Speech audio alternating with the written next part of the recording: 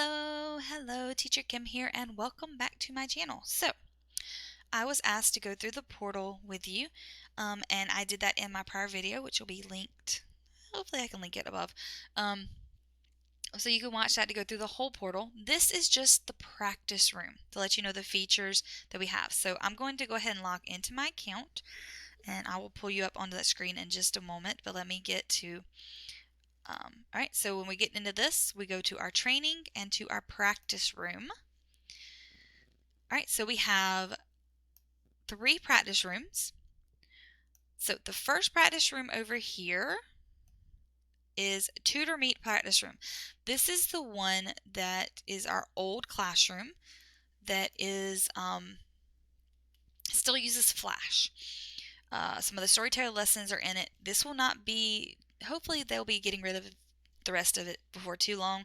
They are working to move everything into the Tutor Meet Plus, but that is where you could practice if you needed. Tutor Meet Plus is where you'll teach all your classes and conduct your interview. You can't see this before you teach.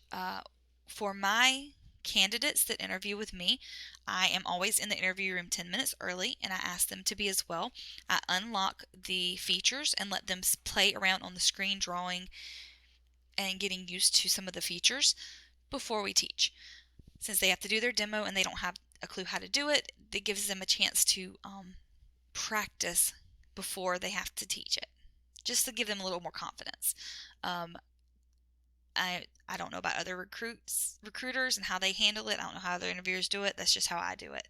And I have a note up that says, hey, you can try it out.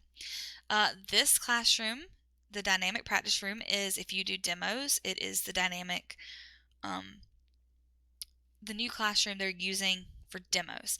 I do not teach demos, and so I'm going to focus on just the regular classroom you would teach in for everybody in general. So we're going to click Start Practicing now. And what comes up is the classroom. This is what the classroom looks like. It is detecting my room to make sure my environment is good. Always make sure you have the right webcam on, and make sure that you can hear yourself. If the green line is moving, you can hear yourself. Why is Manicam not working? Hold on. All right, give me there we go. Okay, so everything's turned on, everything's working, and so if you notice up here, there is all right, this is going to pop up. It lets you know that you can turn on your session later, turn on it now. This is how it would normally look in a classroom. I'm turning on later because I'm not doing it right this second. Up here, it tells you how long you have till you start your session. And see, it comes up. This is how it looks when you're in a classroom. The session's already started. Turn on your webcam and your microphone so clients can see and hear you. So you click turn them on, and ta-da! I'm in the box in the corner. You can see me over here. I'll draw it on my screen. Way up there is where you would be at. So I am going to make myself, forgot what I was doing, a little smaller. Whoa. And I'm going to make this a little bigger so you can see a little more what I'm doing here. I'm still here. I'm just really, really tiny, so I apologize. But I wanted you to see the screen. All right, so this is the tutorial. It gives you some information about how to use the whiteboard. Tells you where everything is. You can read all this if you actually are a consultant and you're learning how to use this. I'm just going to show you some of the cool features. So that's the end of that. I'm going to, right here, okay, you really can't see it. Okay, I gotta get my box so I can see what I'm doing. Okay, so way up here, this little plus sign says more, and I'm going to add a blank page. This gives me a blank canvas to use. Now, if you notice, I switched it so you can't see everything. Up at the top of our screen is our timer to let you know how long you've been in class. I'm going to just cut off my stuff in the classroom just so that way if they're recording me, they don't see me recording myself. Up here, I'm going to use this and highlight. Up here, it tells you, oh, you cannot see that. Sorry. Give me a second. Let me change my...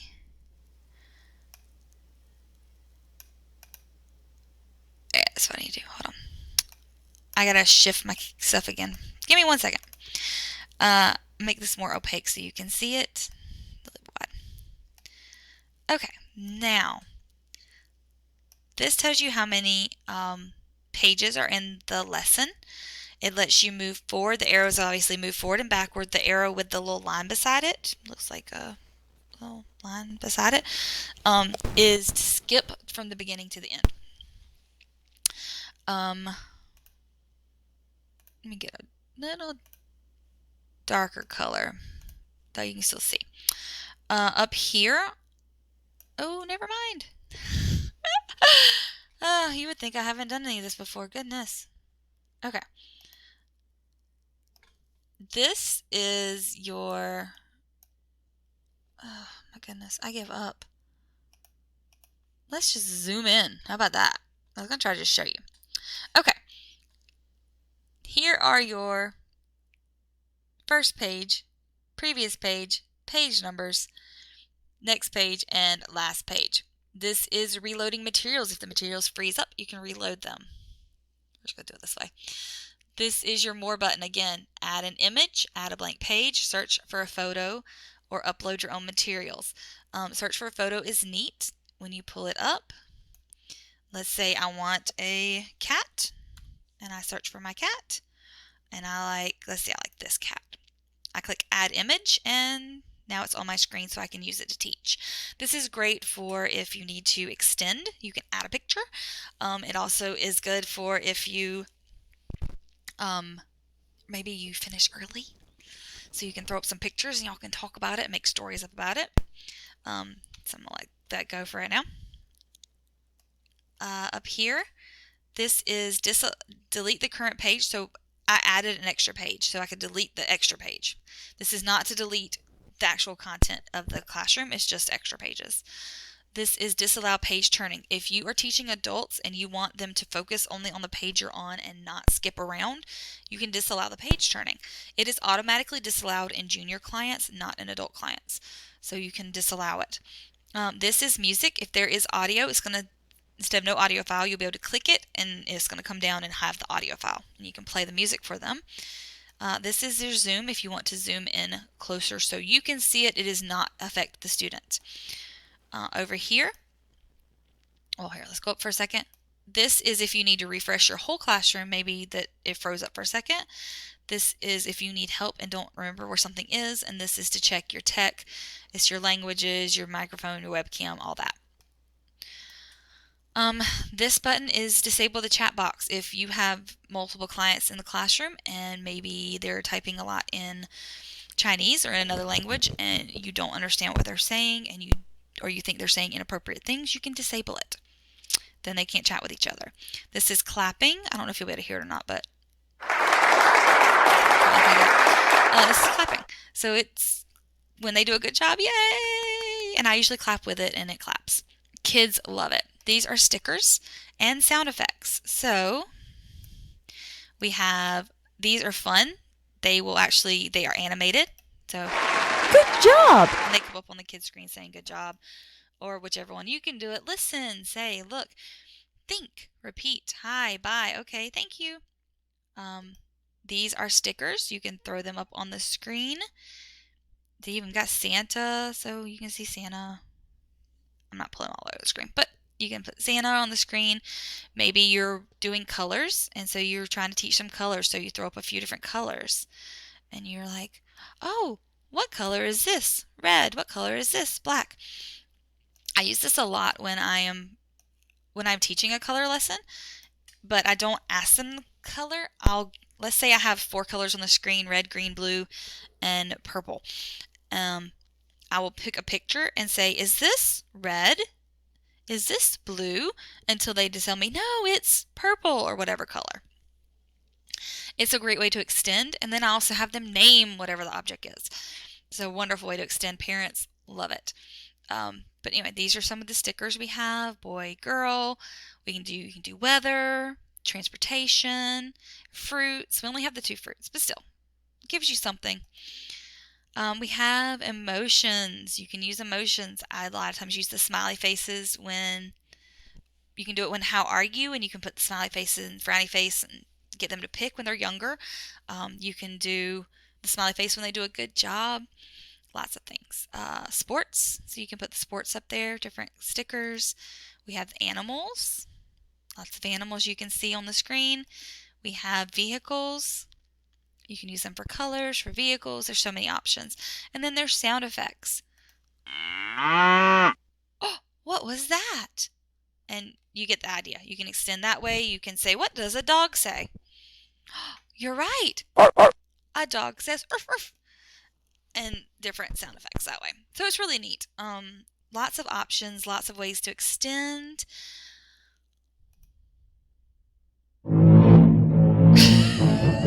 Sorry, I didn't know what a shark sounded like. Okay, so there's music. This is a poll. I've never used the poll, but you could use it with multiple students if you have a classroom full. You would type in a question or description. You could do it before class, and give them options and let them give options, or you can do a correct answer and give them time and set up a poll, which is really neat. I have not used that, but that is a good feature, especially with adult classes. Over here, so we're back up to the beginning. Over here, this is your cursor or your moving. This is how you move objects on your screen. The student can see the object moving, but they cannot see your cursor. If you need them to see your cursor, you put the shared pointer, and then they can see what you're highlighting, what you're pointing at. I'm pointing at VIPKid, VIP Junior, not Kid, VIP Junior, which is our junior client platform. Here is typing. You can choose the size of your text, the color of your text. Let's say I want to type, this is black. This is purple. And so you can type in the colors. This is wonderful for color lessons.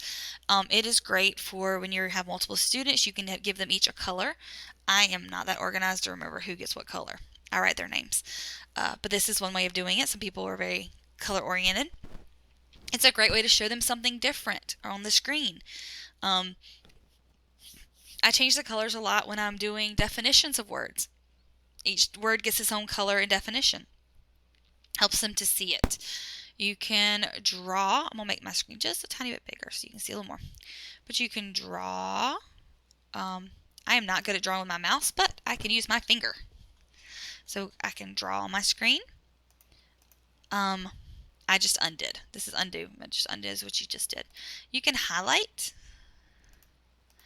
So we can highlight. We can do a small highlight. You can do a big highlight. So you can highlight. This is also good because then we have gray.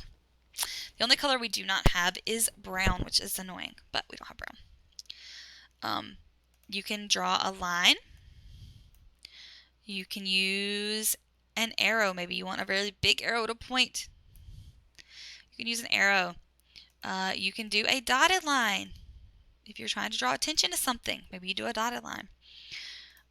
We also have, I'm going to clear this screen real quick, guys.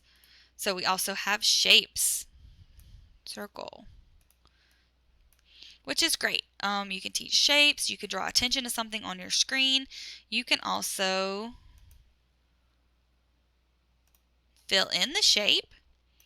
And then you can go over here and circle. See, you can write on the shape, which is really neat. It really helps visual learners to see.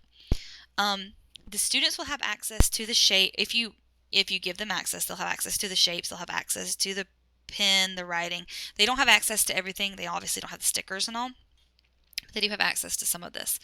This is eraser. Let's say I only want to erase one item. You can erase and you just click on it. See?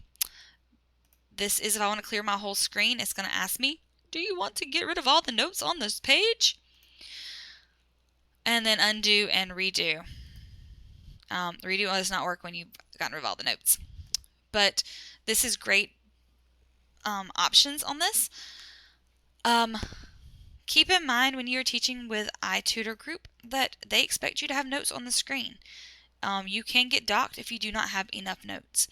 But this gives you lots of ways to extend. You can pull in a picture. Maybe they're having trouble understanding, maybe they don't remember what snowboarding is.